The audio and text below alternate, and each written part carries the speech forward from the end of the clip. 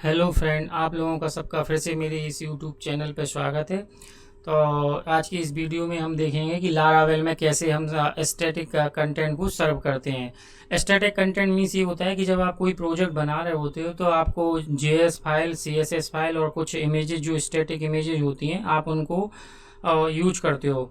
तो लारावेल कहता है कि अगर आपको कोई भी आपको मीन्स जो भी ये स्टैटिक फाइल होती हैं उनको अगर कोई आपको सर्व कराना है, आपको यूज करना है, तो आप उसकी पब्लिक डायरेक्टरी में डाल दो। अगर आप देखोगे ये हमारा लारावेल का प्रोजेक्ट है, इसमें एक पब्लिक डायरेक्टरी होती है। इस पब्लिक डायरेक्टरी में हमें सारे स्टैटिक फाइल फोल्डर बनाने पड़ते हैं। अगर जो भी आपकी सी एस एस है, जे एस है और कुछ इमेजेस हैं वो हम इस डायरेक्टरी में डाल देते हैं और इसी डायरेक्टरी से फिर लारावेल यूज करके हमें दिखा देता है। तो इसके अंदर एक मेथड होती है, क्योंकि जब हम लोग इसमें डाल देंगे तो हमें उसका पाथ देना होता है। तो इसके अंदर एक मेथड होती है असेट्स। ठीक है, असेट मेथड में हमें क्या बताना होता है कि पाथ। अब जैसे एक पब्लिक फोल्डर ही हो गया। अब जैसे अगर आप सी एस एस फाइल डालोगे तो सी एस एस एक फोल्डर बनाओगे, जी एस बनाओ, जी एस फाइल डालोगे एक जी एस फोल्डर बनाओगे, इमेजेस इमेजेस में डाल दोगे, है ना। तो यहाँ उसका पाथ देने के लिए हमें एक मेथड यूज करनी पड़ती असेट्स। तो वो क्या करता है कि यहाँ पब्लिक तक का पाथ बना के आपको दे देगा और इसके अंदर आप जो भी फोल्डर और फाइल का नाम दोगे तो वो आपका इंक्लूड करा देगा, है ना। तो अब चलो देख लेते हैं हम प्रैक्टिकल देख के, प्रैक्टिकल करके।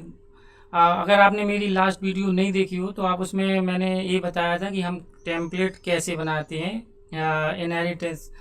तो अगर आपको इसको मीन्स अगर आपने नहीं चेकआउट किया तो मैं ये कहूँगा कि आप उसे जाओ और उसको चेकआउट करो, तो आपको थोड़ा सा उसमें भी समझ में आएगा। उसके बाद की थर्ड वीडियो है अभी हम लोगों की लारावेल की।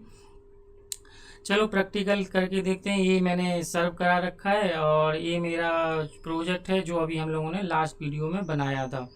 इसमें एक जो मेन फाइल होती है, अगर आपको पता हो, नहीं पता हो तो अगर आप मेरी वीडियो चेकआउट करोगे तो आपको ये पता चल जाएगा कि हमने ये वाली फाइल कैसे बनाई थी।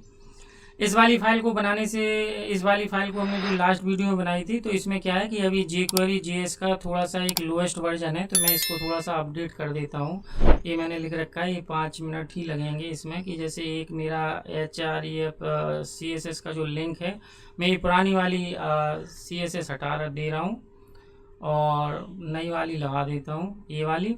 और यहाँ पे जो फुटर में डालेंगे हम लोग जी एस फाइल, क्योंकि जनरली जो भी अगर हमारी जी एस फाइल होती हैं वो हम लोगों को फुटर में ही डालनी पड़ती है। तो मैं थोड़ा सा इसे उससे सिंक्रोनाइज और कर दे रहा हूँ। अगर अब हम आप इसको रिफ्रेश करके देखेंगे तो ये हो गया, है ना। अभी इसमें देखो, आप अगर देख रहे होगे तो इसमें हेडर भी नहीं है। तो मैं अब नेक्स्ट वीडियो में हेडर भी यूज करूँगा। तो इसमें मैंने थोड़ा सा एक हेडर बना रखा है, तो उस हेडर को भी डाल देता हूँ जिससे ये थोड़ी see look and feel site का अच्छा से दिखे। तो ये हेडर मेरा कहाँ से कहाँ तक है, मैंने ये बना रखा है पहले से टाइम बचाने के लिए। ये वाला हेडर यहाँ से हमारा ये यहाँ तक हो गया, है ना। तो हम इस वाले को हेडर वाले सेक्शन में डाल देंगे, ठीक है। और अब हम अगर रिफ्रेश करके देखेंगे तो आप देखोगे ये वाली हमारी फाइल में हेडर भी हो गया। अभी थोड़ा सा साइड भी अच्छी लग रही है। यहाँ पे अगर आप चाहोगे तो यहाँ पे एक क्लास लगा सकते हो, मार्जिन टॉप 5। तो थोड़ा सा ये कंटेंट में हर जगह से कंटेंट में दे देगा स्पेस, ठीक है। तो ये हमारा अभी अब इस वाले वीडियो में हम लोगों को ये देखना था कि हम कैसे स्टैटिक कंटेंट को सर्व करेंगे। तो चलो उसमें हम क्या करते हैं, 3 फोल्डर बना लेते हैं। इसमें कोई ज़रूरी नहीं है कि आपको कितनी भी, जो आप अगर जे एस एस डालना चाहते हो तो जे एस एस बना सकते हो, सी एस एस तो सी एस एस फोल्डर बना सकते हो। जो भी आपको फाइल डालनी हो उसकी करस्पॉन्डिंग आप उस फोल्डर में रख सकते हो, है ना। तो हम लोग अभी यहाँ पे क्या कर रहे हैं, एक जे एस बना ले रहे हैं और एक इमेजेस फोल्डर बना ले रहे हैं। उसमें क्या करेंगे, अपनी एक इमेज भी डालेंगे। इमेज क्या मतलब, यहाँ पे एक हम लोग अभी लोगो डालने वाले हैं, ठीक है। तो ये हम लोगों की हो गई है J S, C S S और इमेजेस। अब हम इसमें क्या करते हैं कि अब अगर आप यहाँ पे देखोगे इस वाले फोल्डर में, सॉरी, यहाँ पे अगर आप ये जाओगे, ये मेरा रिफ्रेश नहीं कर रहा है तो मैं यहाँ पे बना लेता हूँ, फिर से यहाँ से डिलीट कर देता हूँ। अगर आपको यहाँ से मैं डिलीट कर देता हूँ और यहाँ से मैं बनाता हूँ फोल्डर। बात कहीं से भी बना लो, उसमें कोई वो नहीं है। क्या है कि ये रिफ्रेश नहीं कर रहा है, कुछ पता नहीं मेरे इस नेटबीन में कुछ प्रॉब्लम आ गई है। अब यहाँ पे मैं एक फाइल बना लेता हूँ, है ना, जल्दी से। यहाँ पे अगर आप देखोगे मैंने बना ली है app.js, और app.js में हम सिंपल सा लिखेंगे अलर्ट, है ना। आपको जो भी आप जेएस फाइल आपकी अगर इंक्लूड हो गई है तो आप मतलब कुछ भी मीन्स आप अपना जेएस का कोड लिख सकते हो। अगर आप रिफ्रेश करोगे तो ये देखो अभी ये क्या हुआ, अभी आप अगर देखोगे तो ये इंक्लूड नहीं हुई, आपने सिर्फ अभी पब्लिक डायरेक्टरी में बना के डाली है। लेकिन अभी आपने अगर देखोगे कंट्रोल F करके यहाँ पे, तो आपको जेएस इंक्लूड नहीं मिलेगी, क्योंकि हमने केवल अभी क्या किया है, सिर्फ अभी हमने फोल्डर बनाया, फाइल बनाई, लेकिन अभी हमने लारावेल को ये नहीं बताया कि इसको इंक्लूड करो। तो इसको इंक्लूड करने के लिए हम बोलेंगे अपने टेम्पलेट वाली डायरेक्टरी में, और इस वाली डायरेक्टरी में हम इसको इंक्लूड करेंगे, है ना। अब अगर जीएस है तो मैंने पहले ही कहा कि आप इसको फुटर में इंक्लूड करो तो अच्छा है, क्योंकि जीएस फाइल सारी हमें फुटर सेक्शन में इंक्लूड करना चाहिए, ये गुड प्रैक्टिस होती है।